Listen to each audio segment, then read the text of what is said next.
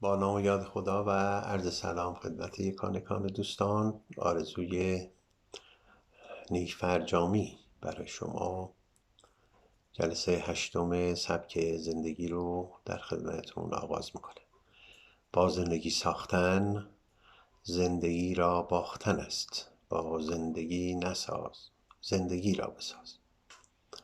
در جلسه قبل در راستای ادامه مباحث، در راستای توضیحاتی در زمینه الگوی تغییر به تفاوت منش و کنش پرداختیم و نکته هایی رو تقدیم کردم و در این جلسه سعی کنم که این بخش بحث رو به لطف خدا تمام بکنم. گفتیم که منش در واقع الگو، قاعده و اصول رفتارساز، عاطفه ساز، اندیشه ساز ما هستند. تفاوتش با کنش در این است که منش ها رفتارهای دائمی تر می سازند نسبت به کنش که رفتار موقت دارند. منش ها عامل تحریکشون از درون هست، واعظ من نفسه، برخلاف کنش ها که محل تحریکشون بیرون هست، فردی، موقعیتی، حادثه‌ای، کلاسی، کتابی. منش ها با دلیل ذاتی اقدام به کار میکنن، یا به تعبیری بی دلیل یا به دلیل خود انگیخته شخصی دست به اقدام میزنن، برخلاف کنش ها که به نوعی واکنش موقعیت ها، حوادث، موضوعات و افراد هستند. و نکته آخر این هست که توضیح اقلی هم جلسه قبل دادم، منش ها چیزی هستند که ما هستیم، ما منشمون هستیم، اما کنش هامون رو داریم. بین هستن و بودن و داشتن البته فرق است، یک تفاوتی که در یک نظر سطحی به چشم نمیاد و قابل تفکیک نیست، اما با یک مداقه و نظر جدی‌تر قابل تفکیک هستن. چیزی که ما هستیم چیزی نیست که داریم. ما بدن داریم اما بدنمون نیستیم. ما لباس میپوشیم، لباس داریم اما لباسمون نیستیم. ما پول داریم اما پولمون نیستیم. ما افکار داریم اما افکارمون نیستیم. ما عواطف داریم، عواطفمون نیستیم. ما رفتاری داریم، کنش‌هایی داریم اما کنش‌هامون نیستیم. این تفاوت در بودن، هستن و داشتن یک تفاوت بسیار جدی در بحث سبک زندگی و در بحث‌های تعلیم و تربیت و خصوصا در بحث‌های تربیتی از جنس خودشناسی و خودسازی است. با توجه به ضیق وقت و مجال این جلسات، من 2 کتاب یا 3 کتاب معرفی میکنم خدمت دوستان. برای توضیح بیشتر و آگاهی بیشتر میتونن به این کتاب ها مراجعه کنن و در این زمینه اطلاعات بیشتری رو کسب بکنن. یک کتابی است به نام بودن و داشتن، اثر گابریل مارسل. کتاب بودن و داشتن. دوم کتاب داشتن و بودن، اثر اریک فروم، که ایشون هم دقیقاً به همین بحث پرداخته که اساساً اریک فروم در این کتاب به 2 نوع سبک زندگی اشاره داره: سبک زندگی مبتنی بر داشتن و سبک زندگی مبتنی بر بودن، و توضیحات بسیار قابل تأمل و نکات بسیار نغز و درس آموز و کاربردی در این کتاب اشاره کردند که بسیار بسیار خواندنی است. نظرش اینه که اریک فروم این که سبک زندگی مبتنی بر داشتن و بودن، یه عده مبتنی بر سبک بودن زندگی میکنن، یک عده مبتنی بر سبک زندگی داشتن. سبک زندگی داشتن مبتنی بر احساس مالکیت هست. کسایی که بر اساس سبک زندگی داشتن زندگی میکنن هر چیزی رو میخواهند داشته باشند، میخواهند مالک بشوند، و میخواهند صاحب بشوند. دریغ از این که خود این احساس مالکیت و خود این احساس تصاحب خودش سرآغاز همه رنج ها، درد سرها، احساس تنهایی ها، حرص ها و خشم ها و ترس ها و نارضایتی ها خواهد شد. در مقابل توضیح میده که یه عده بر اساس سبک بودن زندگی میکنن. اونهایی که بر اساس سبک بودن زندگی میکنن زیاد لذت ها، امیدها و شادی های خودشون رو مبتنی بر داشتن نمیبینن، بلکه در مقابل سبک زندگی داشتنی که احساس مالکیت و تصاحب رو داره، سبک زندگی بودن مبتنی بر بهره‌وری و تجربه است، یعنی استفاده کردن، تجربه کردن و عبور کردن. اینا زیاد اهل مالکیت نیستن، چون میدونن احساس مالکیت و تصاحب همان آغاز رنج و درد به دست آوردن و حفظ کردن همان. و 2 مثال خیلی قشنگ میزنه و بسیار کاربردی که این 2 مثال رو عرض میکنم و از این بحث عبور کنم. یک مثالش این است که کسایی که بر اساس سبک داشتن زندگی میکنن، اگر بخوان مطالعه بکنن اول باید کتاب رو بخرن، کتاب رو داشته باشن، بعد کتاب رو بخونن. اینا اهل قرض گرفتن نیستن، اینا اهل استفاده از کتاب های دیگران نیستن، اینا زیاد اهل استفاده از کتاب های کتابخونه نیستن. اگر بخوان کتابی بخونن اولین چیزی که به ذهنشون میرسه اول باید کتاب رو داشته باشن تا از محتوای کتاب استفاده کنن. بعد وقتی که میخوان کتاب بخونن از تجربیات عبور از صحنه‌های کتاب، همدلی، همفکری با قهرمان داستان و فرایند داستان معمولا لذت نمیبرن. اینا میخوان کل داستان رو داشته باشن، میخوان کل داستان رو احاطه پیدا بکنن، میخوان کل داستان رو بفهمن. به همین جهت فرایند عبور از داستان براشون مهم نیست. مثلا فرض بفرمایید شاهنامه از اول فردوسی اعلام میکنه که در آخر پسرش به دست خودش کشته میشه، اما نحوه پرداختن به این داستان انقدر زیبا و انقدر پخته است که خواننده لذت طی کردن این فرایند و مسیر براش مهمه، نه پایان داستان که میداند از اول چه میشه. کسایی که داشتنی هستن، سبک زندگیشون مبتنی بر داشتنه، میخوان کل کتاب رو داشته باشن، کل داستان رو داشته باشن و میخوام ببینن آخرش چی میشه. فوری بعضی موقع اول کتاب هم که باز میکنن یا اول داستان یه نگاهی به آخرش میندازن ببینن که آخرش چی میشه. اینا از 2 مؤلفه بهره‌وری، تجربه و عبور لذت نمیبرن. اینا باید کلیت کتاب رو داشته باشن، کلیت داستان رو داشته باشن. یا مثال دیگه میزنه و اونم این است که کسایی که اهل سبک زندگی بودن هستن، وقتی که از کنار یک منظره، از کنار یک گل، از کنار یک صحنه زیبای غروب یا طلوع آفتاب در کنار دریا گذر میکنن، نیازی نیست این گل رو داشته باشن. از وجود این گل بهره میبرن، از نگاه کردن بهش بهره میبرن، از مشارکت در زیبایی، لطافت گل یا صحنه غروب و طلوع آفتاب لذت میبرن. اما کسایی که مبتنی بر سبک زندگی داشتنی زندگی میکنن، تا به یک گل زیبا میرسن اولین کاری که میکنن این است که گل رو میچینن. باید گل رو داشته باشن، باید مال خودشون بکنن.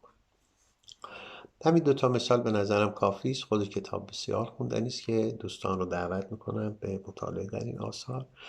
در متفکرین در واقع دینی و اسلامی ما هم استاد جوادی آمولی مقاله‌ای دارن، کتابی دارن در این زمینه که مقاله در کتاب جامع تری چاپ شده تحت عنوان اخلاق در قرآن، که در این کتاب اونجا مثال میزنن بحث در واقع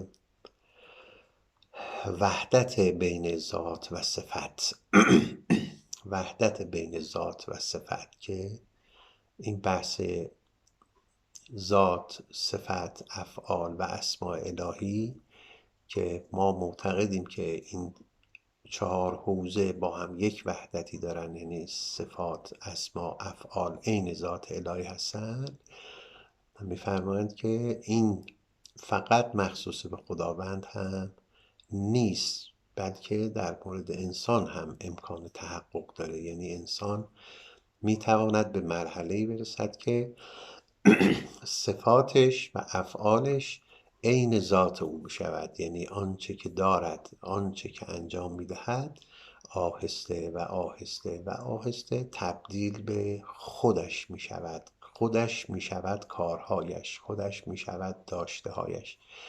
یک فیلم خیلی خوبی هم تو این زمینه موجود هست از قدیم، دوران ایام قبل از انقلاب، فیلمی به نام گاو مسعود کیمیایی ساخته بود. این فیلم گاو بر اساس که بحث الیناسیون که امثال دکتر شریعتی مطرح کردن، این است که ما توسط افراد، توسط اهداف، توسط کتاب و توسط بعضی چیزها الینه میشویم. الینه شدن یعنی به اصطلاح ایشون یا تعبیر ایشون یعنی جن زده شدن. قبلا میگفتن طرف جنی شده، یعنی یک جنی حلول کرده در او، یک ناخودی در خود او نشسته است و اون ناخود رو خود میپندارد، خودش رو او میپندارد. در فیلم گاو مسعود کیمیایی همینجور بود که اون مشخصا گاوش میمیره و از فرط تعلق خاطر به گاوش، از بعد از فوت گاو، سقط شدن گاوش، خودش رو گاوش میپنداره، یعنی نمیتونه تفکیک بکنه، این همزاد پنداری رو ادامه میده و بعد میره تو استبل و صدای گاو در میاره و الی آخر. تبدیل افعال، کردار و گفتار به ذات، یعنی ما یواش یواش، آهسته آهسته، گام به گام تبدیل به کارهامون میشویم. کارهامون میشود خودمون اگر حواسمون نباشه، اگر مدیریت بر افکار، گفتار و کردارمون نداشته باشیم. در قرآن اگر بخواید مثال بزنم، نکته است در قرآن خیلی قابل تأمل و اون این که خداوند میفرماید که من جاء بالحسنة، هر کس حسنه بیاره با خودش، ما اینجا قدردانی میکنیم، سپاسگزاری میکنیم، مشکور واقع میشه و جزای کارش رو میبینه. هر کس بیاره، نه اینکه هر کس من فعله نیست، من جاء یعنی آوردن، فعله یعنی انجام دادن، من فعل بالحسنه نیست، من جاء بالحسنه است. کار خوب رو باید برد، نباید انجام داد. کار خوب رو میبرن، کارهای بدم میبرن. هر آنچه که نبردنی است ماندنی است و هرچه ماندنی است از بین رفتنی است. این همه توصیه در فرهنگ دینی، فرهنگ های روانشناسی، فرهنگ های معنوی، این همه توصیه در حوزه مرگ اندیشی در واقع و اینکه هستی از مرگ آغاز می شود، اینکه نقش مرگ در هستی چقدر، چه جایگاهی داره، چه قدری داره، اینکه اساس هستی بر مرگه، اینی که معنای زندگی در مرگ آمیخته است، اینکه الذی خلق الموت و الحیات لیبلوکم ایکم احسن عملا. الذی خلق الموت و الحیات، اول ما مرگ رو خلق کردیم و بعد حیات رو از دل مرگ آفریدیم. این خلق مرگ، این توجه به مرگ، این که خداوند در مقابل عده‌ای که ادعا میکردن در قرآن، ادعا میکردن قومی که ما بهترین هستیم و ما از همه اشرفیم و برتریم، قرآن میفرماید که اگر راست میگید و در گفتارتون و در ادعاتون شما صادقید، فتمنوا الموت ان کنتم صادقین، اگه واقعا باورتون اینه که شما آدم بهتری، قوم بهتری، نسل برتری هستید، تمنای مرگ بکنید. این تمنای مرگ کردن برای اثبات ادعا بسیار قابل تأمل است. یعنی این که ما با مرگ اندیشی می توانیم آزمون کنیم که ما چه هستیم و چه کارهایی کردیم و چه داریم. یعنی حقیقت ما، واقعیت ما، خود واقعی ما در پرتو مرگ و مرگ اندیشی مشخص میشه و ما به یه خودشناسی واقعی میرسیم. مرگ در تعبیر در فرهنگ قرآنی، مرگ حادثه است، واقعه است که ما در این حادثه و واقعه ما با خودمون انس میگیریم. شاید خیلی از ما که ترس از مرگ داریم به همین دلیل است که چون ورود و مواجهه با ناشناخته ها معمولاً هول افکن و ترس آوره، ما به خاطری که با خودمون خیلی آشنا نیستیم، با خودمون غریبه ایم، از مرگ میهراسیم. هراس از مرگ و ترس از مرگ به نوعی ریشه در غریبگی ما با خودمون داره. این نکته اول. یعنی اینکه ما در زندگی انقدر غرق بیرون از خودمون هستیم و انقدر برای خودمون کم وقت میذاریم و انقدر خود رو از ناخودها نمیشناسیم و انقدر ناخودها رو خود پنداشته ایم که واقعا موقع مرگ و لحظه مرگ یا حتی اندیشه به مرگ ما رو دچار هول و هراس میکنه. چرا؟ به خاطری که در اندیشه به مرگ و در تجربه مرگ هر چه که ناخود هست میریزه. هر چه که ما انجام دادیم، هر چه که داریم و به اعتبار داریم و بالعرض داریم و به تبع داریم، همه از ما ستانده می شود. ما میمانیم و خودمون. فرق داشتن و بودن همین است. بودن حقیقی است، داشتن اعتباری است.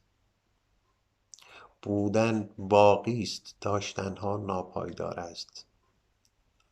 برای همین شیخ عجل سعدی به ما آموخت که اگر میخواید یک زندگی توأم با آرامش و شادی داشته باشید، این قاعده رو رعایت کنید: آنچه را که نباید دلبستگی را نشاید.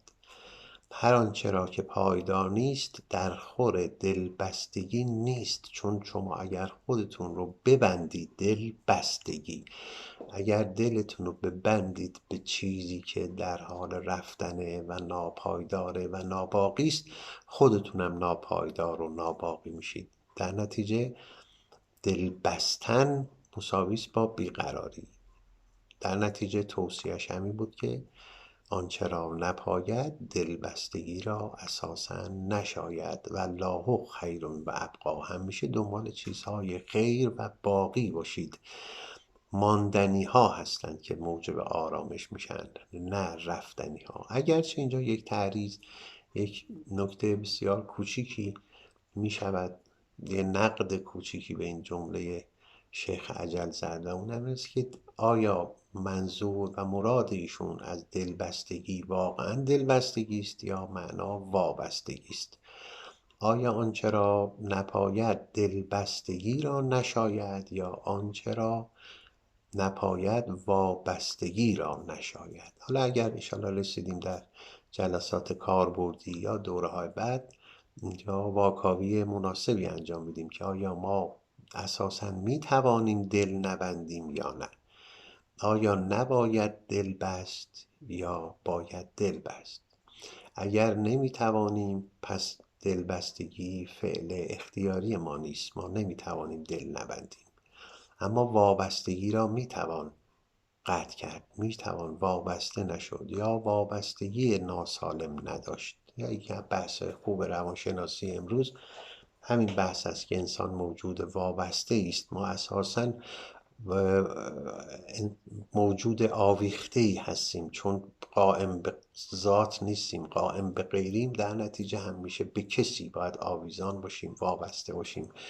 چه کسی، چه چیزی میتواند این جایگاه امن و تکیهگاه امنی باشه که یک، ما بهش وابسته باشیم، دو، نحوه وابستگی سالم و غیر سالم چیست. پس حالا اینم در پرانتز توضیح عرض کردم. یک، اساساً دلبستگی خوب است یا نیست. دو، وابستگی خوب است یا وابستگی خوب نیست، که عملاً میگن وابستگی خوب نیست، اما وابستگی سالم خوب است، وابستگی ناسالم مذموم است. ما باید تلاش کنیم به سمت دلبستگی و وابستگی سالم بریم، نه دلبستگی و وابستگی ناسالم. به هر حال تجربه و اندیشه به مرگ میتواند از این جهت زندگی ساز باشه، یعنی هر چقدر که خود مرگ پایان بخش زندگی ماست، اندیشه به مرگ آغاز زندگی ماست. چون چرا؟ به خاطر اینکه وقتی که ما مرگندیش میشویم، اینی که مولانا میگفت که در قوم سبع مردم میگفتن، قوم به پیامبرشون میگفتن که تو قبل از اینکه بیایی و قبل از اینکه پیام تو به ما بدی، ما توتی نقل و شکر بودیم، ما میگفتیم، ما میخندیدیم، ما شاد بودیم، ما شادخوار بودیم.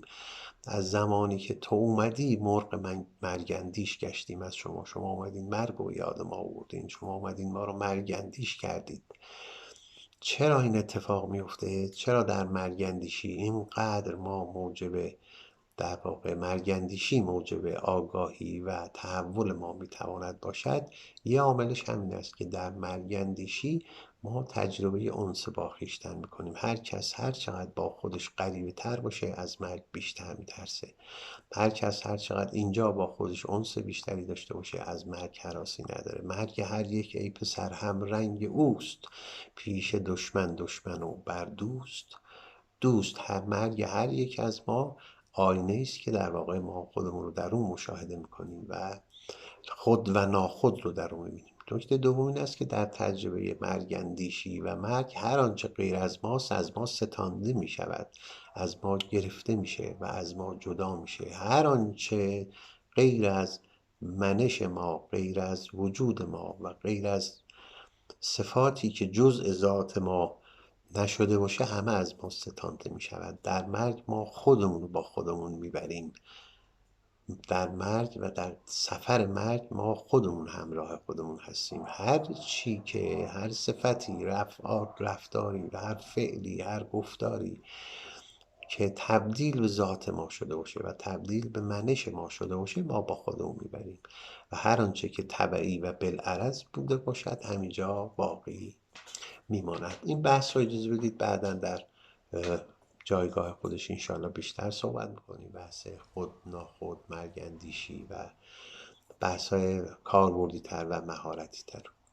پس نکته چهارم تفاوت بین منش و کنش این بود که منش یعنی آنچه که ما هستیم، کنش یعنی آنچه که داریم، آنچه که انجام میدهیم. و تفاوت آنچه که داریم و آنچه که هستیم رو نکاتی عرض کردم.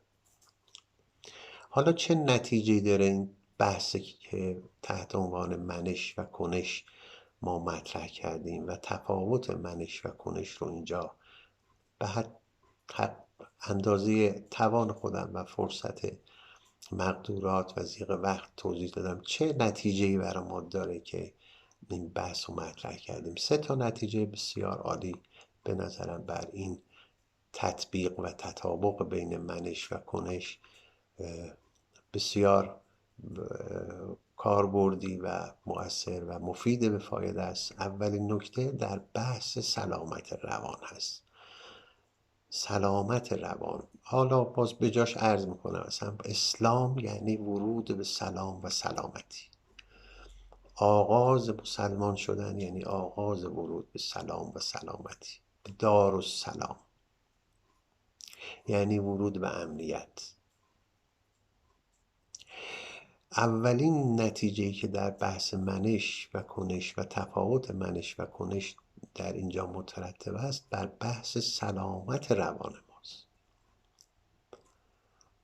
به چه ترتیب؟ به این معنا که اولا میدانید که در بحث سلامت روان جدی ترین محوری ترین مؤلفه و معیار دیدن واقعیت هست.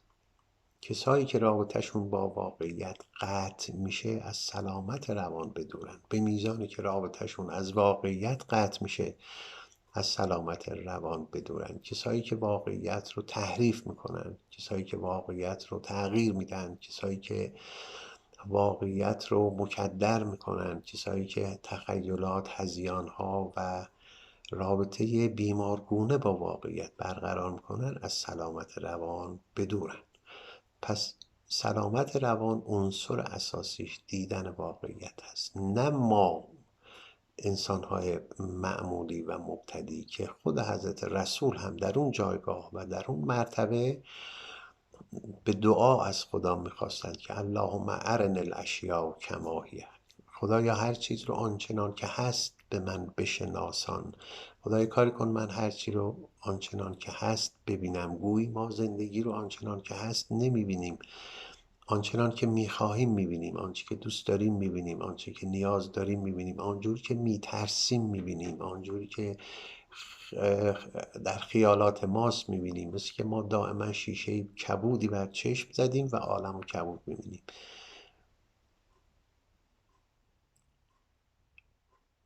ما واقعیت خودمون رو آنچنان که هست نمیبینیم، ما واقعیت زندگی دیگران رو آنچنان که هستند نمیبینیم.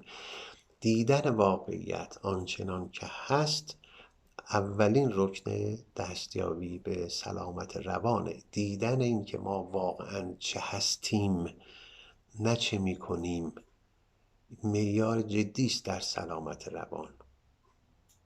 این نکته اول. پس سلامت روان مبتنی بر دیدن واقعیت است. اولین نکته دیدن واقعیت خود.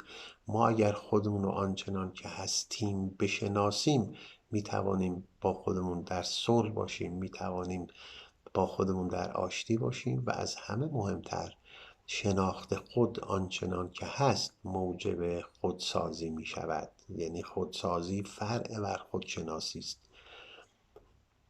اگر خودمون آنچنان که هست و هستیم نشناسیم چه کسی رو میخوایم بشناسیم؟ چه کسی رو باید بسازیم؟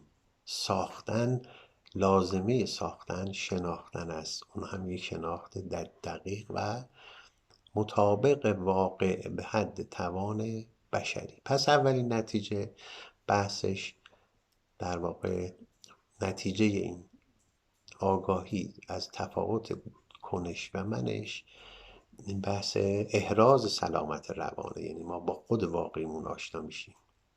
سلامت روان هر کس اساساً از زمانی شروع میشه که خودش رو با آنچه که هست میسنجه، نه آنچنان که انجام میده، نه آنچنان که شعار میده، نه آنچنان که موقتی انجام میده. نه، سلامت روان هر کس مبتنی بر شناخت آن چیزی است که هست واقعا. نکته اول. نکته دوم این است که نتیجه دوم بعد از سلامت روان در اخلاق ما بسیار مهمه. یعنی در حوزه روان نه، در حوزه اخلاق ما وقتی که خودمون رو آنچنان که هست میشناسیم، وقتی که منش خودمون رو میشناسیم، وقتی که واقعیت خودمون رو درک میکنیم، رنج کمتری به خودمون وارد میکنیم.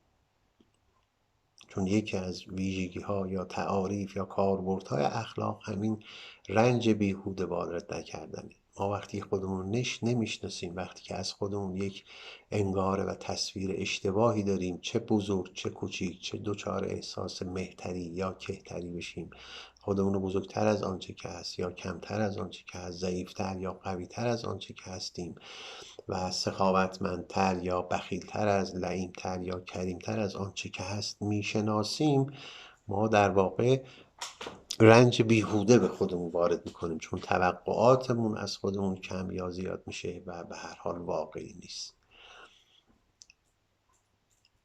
پس دومین نکته در اخلاقی زیستن ما بسیار مهمه، شناختن آن که هستیم و تفاوتش با آنچه که میکنیم.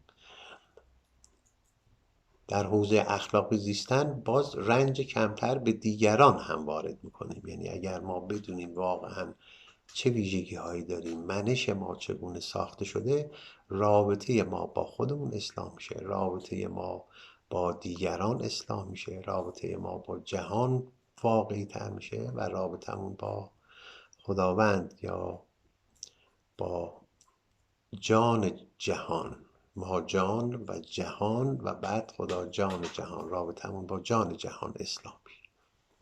پس این هم نکته دوم، نتیجه اخلاقی مترتب بر آگاهی از تفاوت منش و کنش. بحث اول سلامت روان، بحث دوم سلامت اخلاق و سوم از همه سلامت معنویت ما. یعنی در حوزه معنویت هم این تفکیک بسیار بسیار بسیار قابل بهره برداری است. از اونجایی که ما دائما تفکیکی قائل میشیم بین کارکردهامون و آنچه که هستیم. در حوزه معنویت این بسیار کار آمده.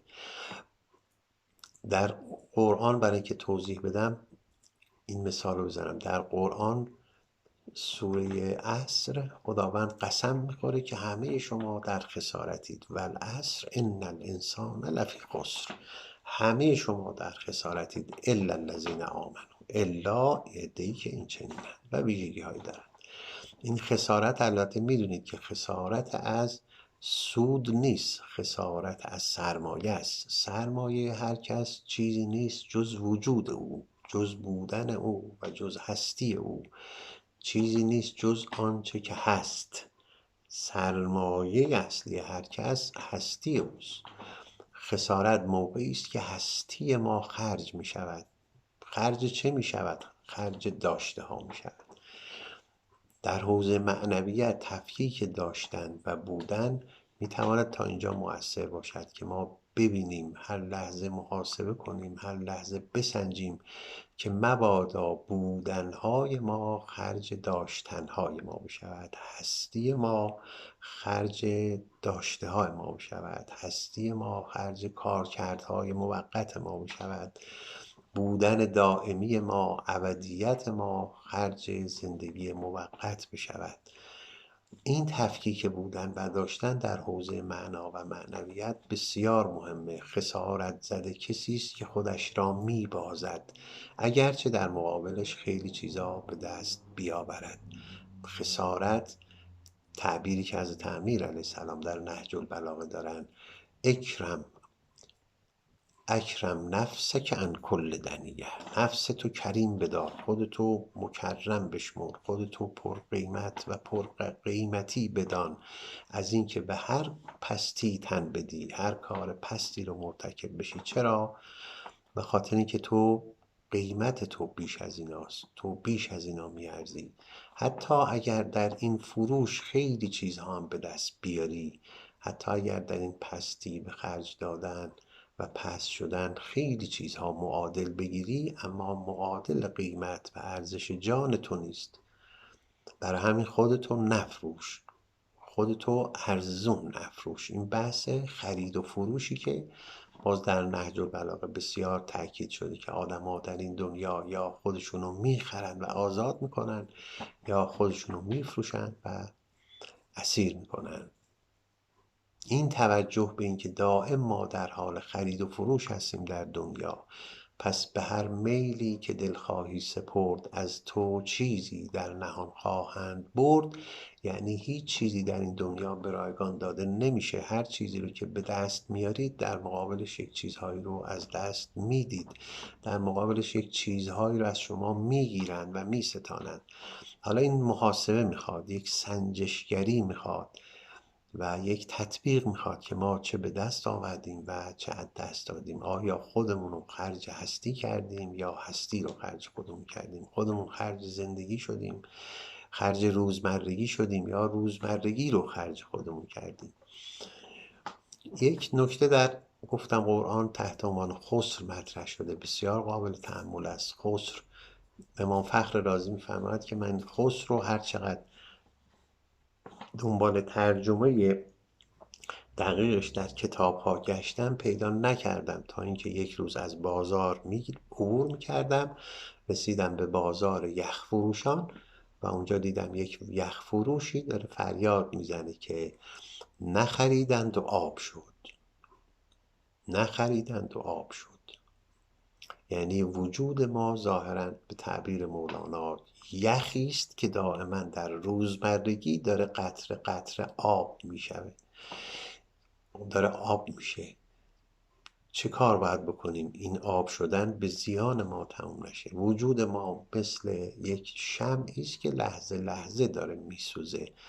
چه کار کنیم؟ چه شمعی رو، چه چراغی رو باید در پی این سوختن روشن کنیم که ما خسارت زده در واقع نشیم، چون بزرگترین خسارت در فرهنگ دینی و قرآنی و معنوی خسارتی است که انسان به جان خودش و به گوهر وجود خودش میزنه.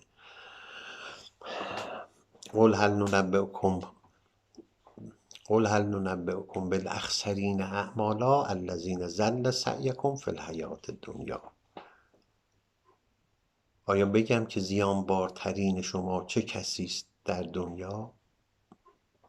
الذین ضل سعیهم فی الحیاة الدنیا، کسایی که کاراشون گمه، ضل سعیهم فی الحیاة الدنیا و یحسبونهم انهم یحسنون صنعا، و خودشون حساب میکنن، خودشون میپندارن که کارشون درسته، فکر میکنن که خودشون درستن، کارکردهای گم اما پندار خود درست بینی.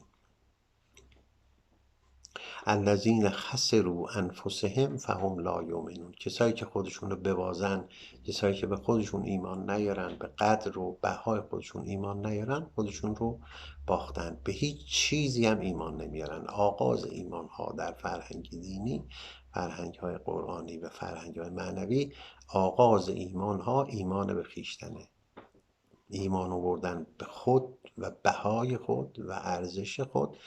آغازین گام ایمان به هر چیز دیگری است. ایمان به خدا و معاد و پیامبران و کتاب فرع بر ایمان بر این کمال، این شرافت ذاتی و این جاودانگی طلبی در واقع انسان است. این یه نکته از قرآن، بحث خسر که در حوزه معنویت بسیار به کار ما میاد. و یه نکته هم از انجیل دارید شما که حتما به گوشتون خورده. چه فایده که ما از درون خودمون رو ببازیم و از بیرون همه جهان رو به دست بیاریم. یه فیلسوفی هم هست به نام ویتگنشتاین، یک جمله شبیه این داره. البته من دقیق نمیدونم که از انجیل بهره بردن یا در واقع جمله از خودشون هست، اما هر دو نقل به مضمون این چنین است که فایده نداره که تو از درون خودتو ببازی، بودن تو ببازی، اما تمام جهان هستی رو به تو بدن. این خرید و فروش و این معامله به معامله کردنش نمیارزه. پس 3 تا نتیجه از این بحث من گرفتم، یعنی تفاوت منش و کنش این 3 تا نتیجه رو داره در حوزه سلامت روان، در حوزه اخلاق و در حوزه معنویت. اما میتونید شما بپرسید، در واقع یک پرسش بسیار نیکویی اینجا مطرح میشه که ما خب چه کنیم؟ حالا فهمیدیم منش با کنش فرق میکنه، منش کنش سازه و اصل بر منشه، اصل بر بودن ماست، نه افعال ما، نه کارکردهای ما. حالا چه باید بکنیم منش تغییر بکنه؟ منش امکان تغییر نداره جز از طریق کنش، جز از طریق تمرین بر کنش، جز از طریق تکرار بر کنش های ما، کنش های رفتاری، کنش های تمرینی احساسی و تمرین های فکری. منش ما تغییر نمیکنه، منتها کنشی که باید یک ویژگی داشته باشه، قطعا و حتما بعد از آگاهی که ما بدونیم که داریم چه میکنیم، بعد از آگاهی عنصر تکرار و تمرین بسیار مهم. تمرین و تکرار یعنی بدونیم که این کاری که داریم میکنیم ما تمرین سخاوت میکنیم تا سخاوتمند بشویم، ما تمرین شادی میکنیم تا شاد بشویم، تمرین ایمان میکنیم تا ایمان بیاوریم و ایمان مؤمن بشویم، تمرین عشق ورزی میکنیم تا عاشق بشویم. این عنصر تکرار، این عنصر مداومت و این عنصر استمرار در واقع رمز تبدیل کنش به منش. و همین جهت در حوزه ها قدیم در واقع قاعده‌ای بود، میگفتند که الدرس و حرفون، التکرار و الفون، درس 1 بار، تمرین 1000 بار. در احادیث دارید حضرت امیر فرمودند که کار کم و کار کوچیک با دوام بهتر از کار بزرگ بی دوام است. یعنی تمرین که میخواید بکنید تمرین هاتون رو کوچک بردارید، اما با دوام، با استمرار. باز در متون حدیثی داریم که هر کاری، هر برنامه‌ای، هر عهدی با خودتون میبندید برای انجام دادن، کمتر از 1 سال از او دست بر ندارید. کارکردهای کمتر از 1 سال منش شما رو تغییر نمیده. ضمن اینکه یک ماه مبارکی هم از روش رد میشه، میگذره و مهر تاییدی هم در شب‌های قدر بهش میخوره. 1 سال تمرین تا کنش تبدیل به در واقع منش بشه. باز در نهج البلاغه دارید حضرت میفرماید العمل، بر شما باید کاری بکنید، عمل بکنید. بعد فرمودن العمل ثم النهایه، کاراتون رو به نهایت برسونید، کاراتون رو به پایان برسونید، کاراتون رو تمام بکنید. برای این به پایان رساندن، برای این تمام کردن 2 چیز لازم دارید. ثم الصبر الاستقامه، هم صبوری لازم دارید، هم استقامت. این صبوری و استقامت برای آغاز و انتهای کار است. یعنی این صبوری و استقامت رو برای اینکه کاراتون رو تمام بکنید.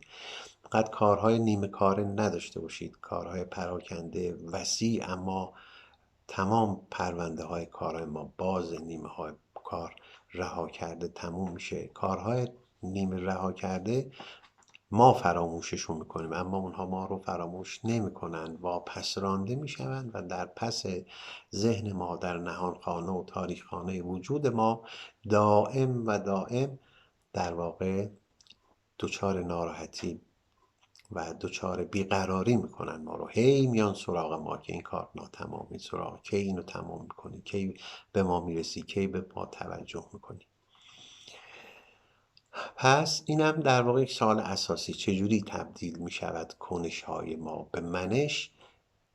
فقط با تمرین، آگاهی، تمرین، تکرار، مراقبت. این در واقع جدی ترین فرمولی است که میتونم خدمت شما عرض بکنم.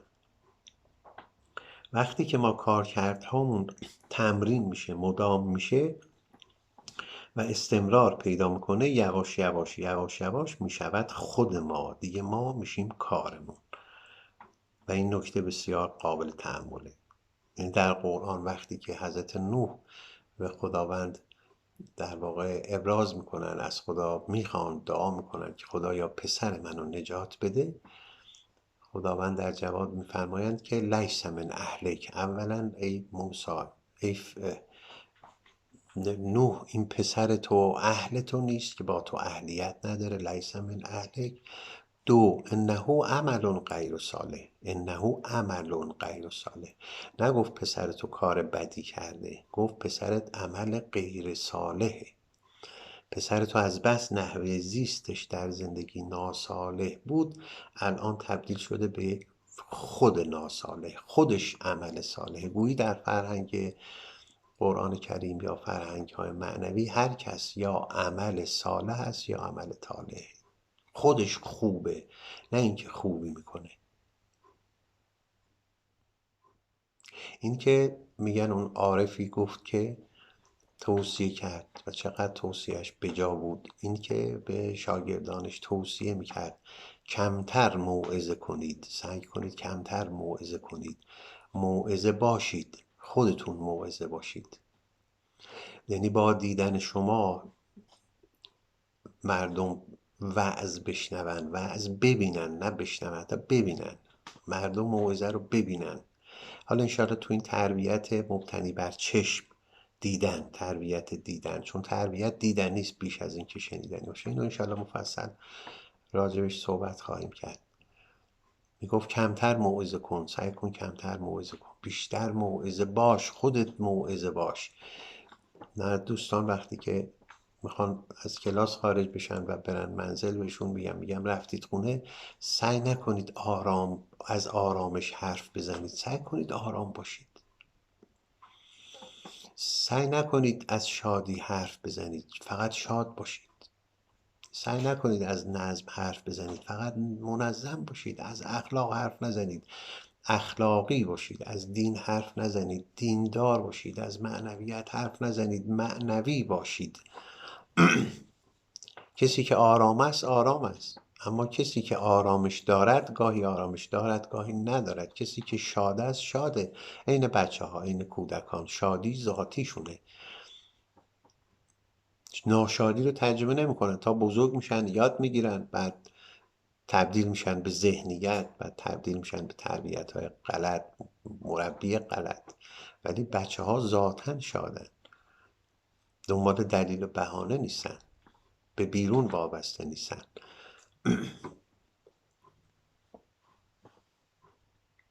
این تأمل، این در واقع توجه به اینی که ما باشیم، اون چیزایی که ادعا میکنیم، اون چیزایی که میخوایم آموزش بدیم، اول خودمون باشیم و تجربه بکنیم. فکر کنم زمان این کلاس طولانی شد، یه خورده عذر میخوام. ترس، عشق، شجاعت، اینا رو نداشته باشید، باشید، عشق باشید. عشق خاصیت رابطه با شما با کسی نباشه. اگه عشق خاصیت رابطه شما با کسی باشه، با یک نفر عشق می‌ورزید اما از بقیه نفرت میتونید داشته باشید. اما اگر خاصیت شما عشق بود، به همه عشق می‌ورزید.